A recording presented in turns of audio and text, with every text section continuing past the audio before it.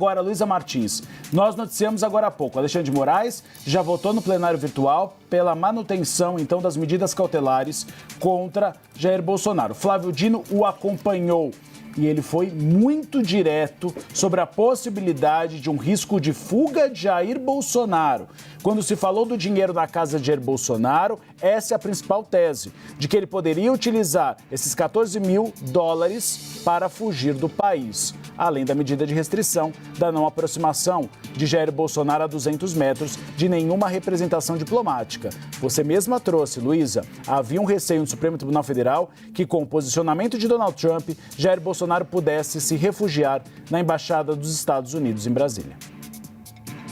É isso, Uribe. Flávio Dino votou, no plenário virtual, acompanhando o relator, o ministro Alexandre de Moraes. E um ponto muito interessante é o seguinte, nessa modalidade de julgamento, Uribe, os ministros eles podem apenas acompanhar o relator sem colocar um voto por escrito, algo que explicite ali os seus argumentos próprios, digamos assim. Mas Dino fez questão de colocar, então, um voto de 13 páginas. E quando a gente cobre o Supremo há muito tempo, Uribe, a gente aprende a ler as decisões de baixo para cima, que é onde está a informação principal. Então aí, no finzinho, se a gente for ver aí último parágrafo, aí, o último item da decisão de Flávio Dino, ele fala que o periculum in mora, que é uma expressão que se usa quando tem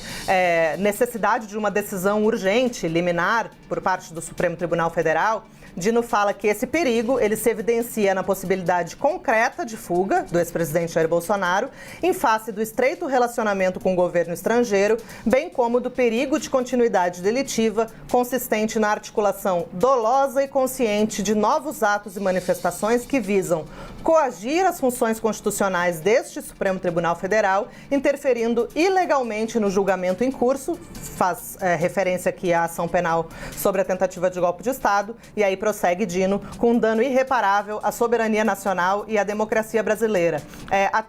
O item anterior, se a gente puder subir um pouquinho a tela, no item 31,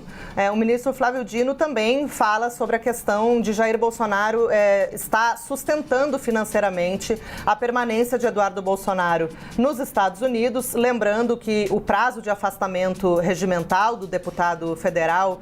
já se encerrou e, mesmo assim, Eduardo preferiu permanecer nos Estados Unidos nessa sanha, de tentar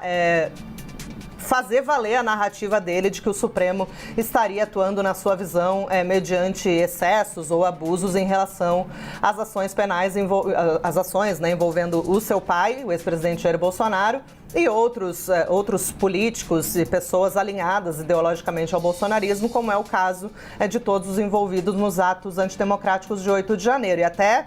Dino cita uma frase de Bolsonaro aí, que ele teria dito, salvo engano em alguma entrevista, que, com todo respeito aos parlamentares, ele é mais útil lá fora do que cumprindo o mandato. Então, dando a entender aí que Bolsonaro defendia essa permanência de Eduardo Bolsonaro nos Estados Unidos por essa utilidade na avaliação do ex-presidente que Eduardo estaria cumprindo ao incitar essas autoridades estrangeiras contra o Brasil como um todo, e a gente viu isso refletido na imposição dessa tarifa de 50%, mas também contra o livre exercício do Supremo, e das instituições democráticas como um todo. Lembrando que a abertura, Uribe e Tainá, do inquérito contra o deputado licenciado Eduardo Bolsonaro, ele teve já esse mote, esse inquérito, ele tá imiscuído em toda essa decisão que embasou a operação de hoje, A atuação do deputado Eduardo Bolsonaro, ela foi motivo da abertura de uma investigação específica a esse respeito, justamente porque se entende que Eduardo Bolsonaro, ao fazer essa incitação constante do presidente Donald Trump em relação ao Brasil e em relação ao Supremo Tribunal Federal, não só em relação à ação penal do golpe de Estado, mas também a decisão recente do Supremo sobre as Big Techs, ele estaria, de alguma maneira, tentando atacar as instituições democráticas, e isso pode ser entendido aí como um ato antidemocrático que, como a gente tem visto, tem tido um rigor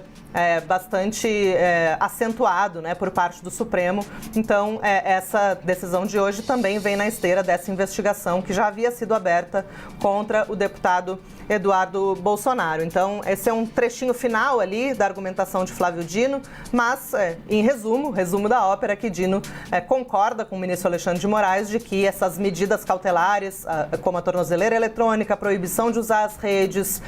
proibição de se aproximar das embaixadas, de manter contato com embaixadores, tudo isso faz parte de uma iniciativa necessária para evitar que Bolsonaro deixe o país e acabe fugindo, né, da aplicação da lei devido à proximidade de uma condenação que já é dada como certa nos bastidores da corte.